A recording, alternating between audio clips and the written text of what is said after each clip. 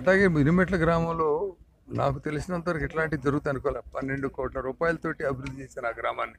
12 కోట్లు ప్రశాంతంగా జరుగుతుంది అనుకున్నాం. మెజారిటీ వస్తుంది అనుకుంటే కొంతమంది దౌర్జన్యం రాంబాబు బయట నుంచి పంపించాడా, లేదా పార్టీ వాళ్ళు స్వచ్ఛందంగా వచ్చారా, ఊళ్ళో వాళ్ళు చేశారా, మొత్తం 200-300 మంది.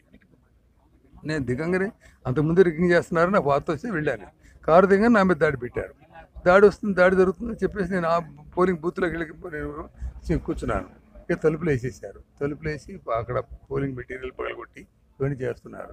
చేసిన తర్వాత పోలీసు సెల్ గంట రాలేదు.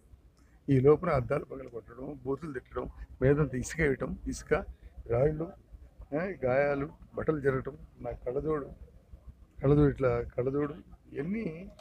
ఇవన్నీ ఒక అరాచకానికి పరాకాష్ట.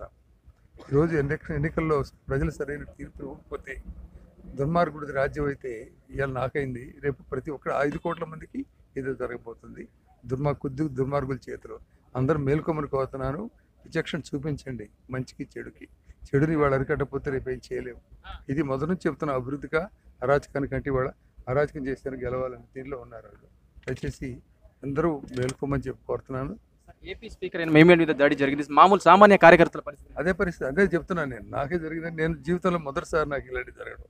జీవితంలో మొదటిసారి 9 సార్లు పోటీ చేశాను. ఎప్పుడు కేరళ ఇది జరిగిందంటే అద్దాలు పగలడం, కారు మీద దాడి, బూతులు విసికేయడం, మీద రాళ్ళు వేయడం, ఇది నామతో కొంతమంది గాయపడ్డారు. ఇదన్నిటి కూడా ఈ అరాచకాలను ఆపకపోతే పోలీసులు సరిగా లేరు అన్నారు. ఏదైనా ఆలస్యంగా వచ్చారు, సరే వాళ్ళు చూసుకుంటా ఉన్నారు. చాలా చాలా ఖండించాల్సినటువంటిది. సభ్య సమాజం irrespective of caste, creed, religion, region ఖండించాల్సిన అవసరమైంది. ఇవాళ అందరినీ కోరుతున్నాను, ప్రజాస్వామ్యాన్ని కాపాడు. స్థానిక పోలీసుల వైఫల్యం కేంద్రం నుంచి బలగాలు రాలేదు, అందుకే తక్కువ మంది పంపించామని చెప్తున్నారు. ఏదైనా కూడా మనకి ఇది ఎవరు వైఫల్యం అనే కంటే వైసీపీ వాడు దౌర్జన్యం ఎక్కువగా ఉంది, డెస్పరేట్నెస్ ఉంది, ఓడిపోతామని భయం ఉంది. ఎందుకంటే ముఖ్యంగా లేడీస్ ఓట్లు ఎక్కువ వస్తున్నాయి, మాకు పేదవాళ్ళ ఓట్లు ఎక్కువ వస్తున్నాయి, డౌన్ ట్రాడిన ఓట్లు వస్తున్నాయి. వాళ్ళకి భయపడితే మరి పని అయిపోతుంది అనుకున్నట్టుగా కనపడుతుంది. ఆడవాళ్ళు భయపడుతున్నారు, ఈ పేదవాళ్ళు భయపడుతున్నారు. ఇది జరుగుతుంది.